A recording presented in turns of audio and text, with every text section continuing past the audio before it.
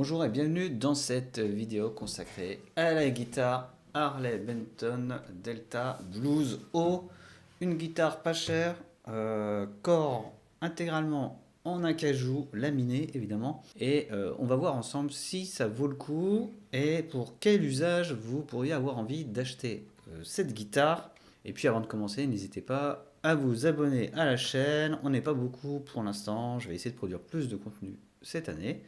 Et il y aura plein de choses avec plein de guitares, comme vous le verrez au fil des vidéos qui vont être postées. Et je pense qu'il y aura des choses très intéressantes. Alors, cette guitare, donc c'est une guitare Harley Benton. Harley Benton, c'est la marque ici du distributeur en ligne Thomann. Donc c'est une marque allemande qui fabrique intégralement, aujourd'hui en tout cas, ces guitares en Asie, qui fabrique des guitares acoustiques, des guitares électriques et qui est surtout connu pour reproduire des instruments de grandes marques. Ici, je ne sais pas exactement quel type de copie c'est. Par contre, ce qu'on cherche évidemment, via le nom de la gamme, donc Delta Blues O. Donc l'idée, c'est d'imiter des instruments utilisés par les musiciens de Delta Blues américains, avec cette finition un peu ancienne, marron, grisâtre, un peu usée, avec une certaine patine, même neuf. Et c'est ça qui m'a séduit, de même que le format orchestra. Donc voilà, c'est une guitare forme orchestra, on va dire un peu triple haut. Je l'ai un peu personnalisé comme je le fais avec la plupart de mes guitares, avec un petit sticker ici qui n'est pas vendu avec la guitare. Donc niveau description, je vais aller me rendre directement sur le site pour que vous ayez les spécifications. On a un diapason de 64,8 cm, 648 mm.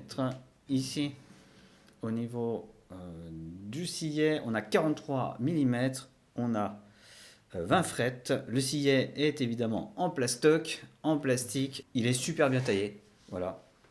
Quand j'ai reçu la guitare, niveau réglage, j'ai juste un peu resserré le truss rod pour redresser un peu le manche et c'était parti. Maintenant, elle est très très bien réglée. Vous aurez quelques extraits sonores après. Donc tout ça, j'ai dit, c'est de l'acajou. Pas vraiment. C'est un dérivé de l'acajou qui s'appelle Okume. La touche est pas géniale. Elle est quand même assez agréable au toucher. J'ai mis des cordes Martin qui sont un peu particulières. Donc quand vous sortirez cette guitare de sa boîte, elle ne sera pas équipée de cordes Martin. Ça sera équipé pardon, de cordes bronze tirant 11,52.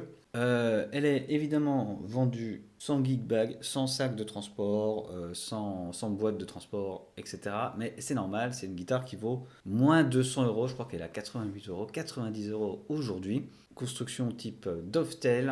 Donc ce qui est intéressant, c'est qu'on a un brassage, c'est-à-dire il y a des morceaux de bois qui sont ajoutés sur la table de résonance. Donc je ne suis pas un spécialiste. S'il y a des spécialistes, ils pourront intervenir dans les commentaires. Donc le brassage est conique en épicéa.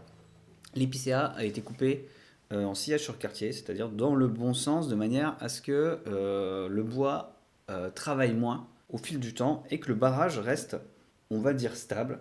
Et donc ça, c'est plutôt un gage de solidité et de durabilité pour cette guitare. Cette guitare que j'ai depuis 4 ans, je pense, maintenant, et qui est disponible au prix de 88 euros. Je viens de regarder. Alors, niveau finition, c'est pas ouf. C'est pas ouf, c'est 88 euros, mais c'est une guitare parfaitement fonctionnelle. Les mécaniques fonctionnent bien. Elles sont pas géniales, je sais pas, je pense qu'un jour il faudra les changer. Comme j'ai dit, le sillet était bien coupé, j'ai juste redressé le manche. Par contre, voilà, au fil du temps, le bois du manche a tendance à rétrécir un peu et il y a les frettes ici, le bord des frettes qui a tendance à sortir. Et donc, j'ai déjà mis un coup de lime. Aujourd'hui, on est en hiver, c'est très sec chez moi. Donc, ça a encore un peu rétréci. C'est pas très gênant. On sent le bord des frettes. Ça ne coupe pas.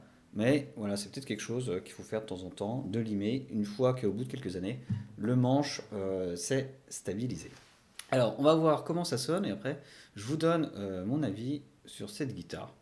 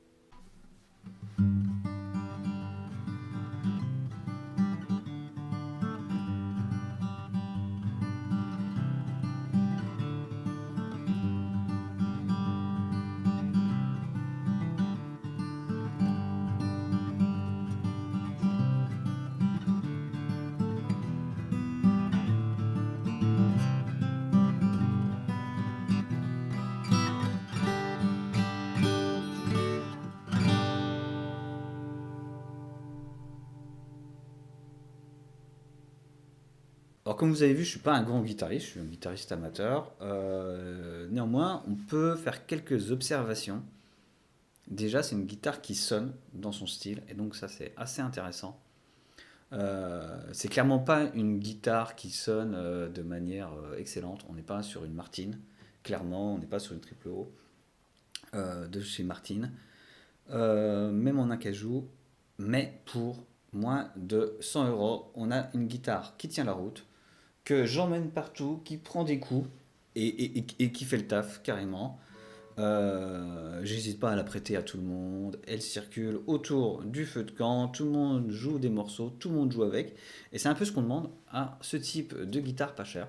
Je considère que les instruments pas chers sont pas des instruments pour les débutants. Ou en tout cas, si un débutant achète ce type d'instrument, il faut qu'il ait quelqu'un près de chez lui qui soit capable de lui régler la guitare et de corriger les petits défauts comme le bord des frettes, redresser un peu le manche, éventuellement changer les cordes si elles ne conviennent pas de manière à obtenir le plus de confort possible. Donc si vous êtes débutant et que vous cherchez un instrument pas cher, pensez à avoir quelqu'un autour de vous qui sait un peu bricoler les guitares ou prévoir le budget pour l'emmener chez un luthier, quelques dizaines d'euros pour qu'il fasse le petit réglage qui va bien et les améliorations.